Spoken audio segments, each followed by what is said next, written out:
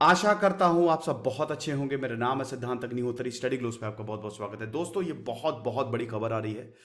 यहां पे इस्लामिक जिहाद के कमांडर को मार दिया है। चलो हम बात करेंगे, दो खबरों को लेंगे बेसिकली हम। चैनल को सबसे पहले सब्सक्राइब करो और इंस्टा पे फॉलो करो, टेलीग्राम पे आओ। देखिए, आपको पता ही है ना कि गाजा में बेसिकली हमास है। देखिए, थोड़ा सा मैं आपको बता देता हूं अगर जिनको नहीं पता, कि अभी इसराइल फलस्तीन में जंग जंग क्या मतलब, इसराइल जो है वो लगातार गाजा पे अटैक कर रहा है और उधर से भी एक के बाद एक रॉकेट्स फायर हो रहे हैं। 10 मई से ये सब शुरू हुआ था। अल अक्सा मॉस्क पे जब रेड मारी थी, उसके बाद हमास ने एक के बाद एक रॉकेट छोड़े और इसराइल ने फिर फायर करना शुरू किया, या तो इस पार या फिर उस पार। अब दोस्तों, खबर ये आ रही है कि इसराइल के वॉर प्लेन्स ने यहां पे इस्लामिक जिहाद के कमांडर को मार दिया। टॉप कमांडर को मार दिया दोस्तों, टॉप कमांडर। इस्लामिक जिहाद क्या है? जैसे हमास है, एक और मिलिटेंट ग्रुप है। गाजा में काफी मिलिटेंट ग्रुप एक्टिव हैं, जो इसका नाम है इस्लामिक जिहाद। हेडक्वार्टर वैसे इस्लामिक जिहाद का सीरिया में है, लेकिन ये गाजा में बहुत ज्यादा एक्टिव है। कमांडर का नाम है हुसाम अबू हरबीद। अब इसराइल ये बोल रहा है कि हमने जो एयर स्ट्राइक की है, इजरायली डिफेंस फोर्सेस ने जो एयर स्ट्राइक्स की है, उसमें अबू हरबीद मार दिया गया है। हमास ने बोला है कि तुमने मारा, हम तो छोड़ेंगे नहीं तुमको। जो कोस्टल सिटी है इसराइल की, अशदोद, वहां के एक के बाद एक रॉकेट फायर किए गए हैं। हालांकि एक इंसान को वहां पे ज्यादा चोट पहुंची। देखिए, अभी तक पैलेस्तीन में टोटल 200 से ज्यादा लोग, 201 है प्रिसाइज, वो बढ़ते रहेंगे हर एक घंटे।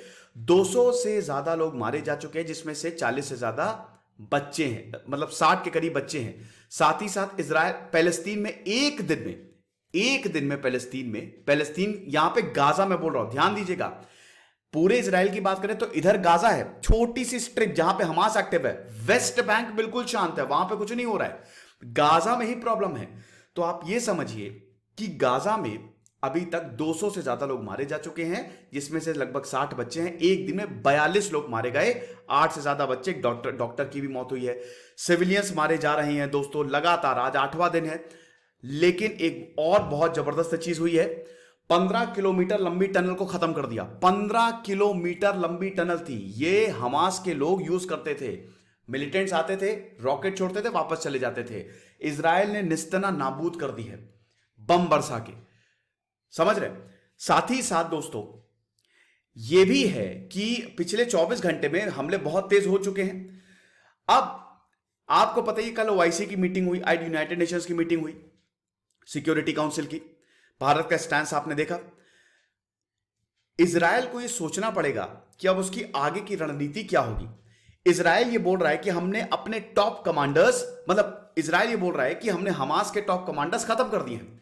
मतलब हमास में बचा ही क्या, छोटी सी गाजा स्ट्रिप वैसे भी छोटी सी है। आपने टनल्स को खत्म कर दिया, एक के बाद एक बिल्डिंग्स। अभी तक दोस्तों गाजा में 350 टारगेट्स को निशाना बनाया गया है, 350 टारगेट। तो आपको लगता है कोई बचा होगा? यहां हमास बता ही नहीं रहा है कि उसके कितने मिलिटेंट मारे जा रहे हैं। सिविलियंस को तो आप छोड़ ही दीजिए। हमास का यहां पे कंट्रोल है ना। 2007 में भैया इलेक्शन हुए थे, मैं आपको थोड़ा सा हिस्ट्री बता दूं। देखो हुआ क्या था ना, कि जब 1993 में इसराइल बना, तो जो पैलेस्टीनियन लिबरेशन ऑर्गेनाइजेशन थी वो आ गई पॉलिटिक्स में। यासिर अराफात की बायोग्राफी मैंने कवर की है। 1993 में यासिर अराफात पहले प्रधानमंत्री बने पैलेस्तीन के। अब उसके बाद उसी समय हमास का उदय हुआ और हमास बोलने लगा कि हम ये लोग पॉलिटिक्स में आ गए, जो पहले पैलेस्तीन के लिए लड़ रहे थे, हम इनको मानते ही नहीं। 2007 में इलेक्शन हुए। 2007 में दोस्तों किसी ने नहीं सोचा था, लेकिन हमास जीत गया गाजा स्ट्रिप में। इसीलिए हमास का पूरा कंट्रोल है, और हमास एक मिलिटेंट ऑर्गेनाइजेशन है। अब दोस्तों इसी की वजह से 2007 से के बाद से अटैक्स और ज्यादा हो गए हैं। अब इस्लामिक जिहाद की बात करें, इस्लामिक जिहाद में ये जो कमांडर मरा है, नॉर्दर्न गाजा का एक कमांडर था। फिर से बता दो, इस्लामिक जिहाद का जो हेडक्वार्टर है वो सीरिया में है। यहां पे इस्लामिक जिहाद ने खुद ये कंफर्म किया है, ये हमास नहीं है, दूसरा मिलिटेंट ग्रुप है, खुद ये कंफर्म किया है कि ये शहीद है और इसको भुलाया नहीं जाएगा और हम इसकी मौत का बदला लेंगे। 15 साल से लगातार ये एक्टिव था। ये जो आर्टिकल है, ये टाइम्स ऑफ इसराइल से मैं खबर लेके आया हूं। 15 साल से ये जो इसराइल, ये जो इस्लामिक जिहाद का कमांडर है, ये एक्टिव था और बहुत सारे इजरायली लोगों की इसने जान ली इन 15 सालों में। अब इसको मार दिया गया है। देखिए, दूसरा पॉइंट ये है कि इसराइल को यह भी डर है कि उसके दोस्त नहीं बचेंगे। पिछले 1-2 साल से कुछ इंपॉर्टेंट डेवलपमेंट हो रही है। क्या हो रही है? सऊदी अरब, यूएई, बहरेन, ये सब जो है इजराइल को रिकॉग्नाइज कर रहे हैं, इजराइल के पास आ रहे हैं। ठीक है, ये अच्छी बात थी इजराइल के लिए। डिप्लोमेटिकली इजराइल स्ट्रांग हो रहा था, लेकिन फिर अभी ये हो गया। कल ओआईसी की मीटिंग हुई, सारे फॉरेन मिनिस्टर मिले और सबने मिलके इजराइल को कंडेम किया। सबने मिलके बोला कि इजराइल जो कर रहा है गलत कर रहा है, यानी कि इजराइल के डिप्लोमेटिक रिलेशन भी कमजोर हो सकते हैं। Okay, third thing and the most important thing, क्या इजराइल युद्ध जीत गया है? ये जंग जीत गया है? दोस्तों, अब बचा कुछ है नहीं। मेरे हिसाब से अब इजराइल को बॉम्बिंग खत्म बंद ही कर देनी चाहिए, क्योंकि सभी मर गए हैं।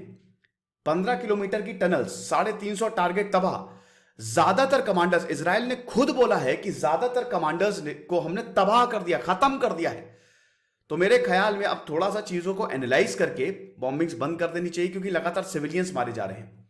उनका टारगेट पूरा हो गया और ये सबके लिए अच्छी बात है। मिलिटेंट्स मरते हैं तो बहुत अच्छी बात है, कम से कम नफरत तो नहीं फैलेगी। तो क्या इजराइल जंग जीत गया? जैसा कि आपने थंबनेल में भी देखा था, जीत नहीं था, वैसे भी जीत ही चुका है, लेकिन बॉम्बिंग्स कब बंद होगी ये देखना बाकी है। अब तो वैसे तो टेक्निकली इसको बॉम्बिंग करनी चाहिए नहीं, क्योंकि लगभग सब खत्म हो गया है। हालांकि बेंजामिन नेतन्याहू ने बोला है कि बॉम्बिंग जारी रहेगी।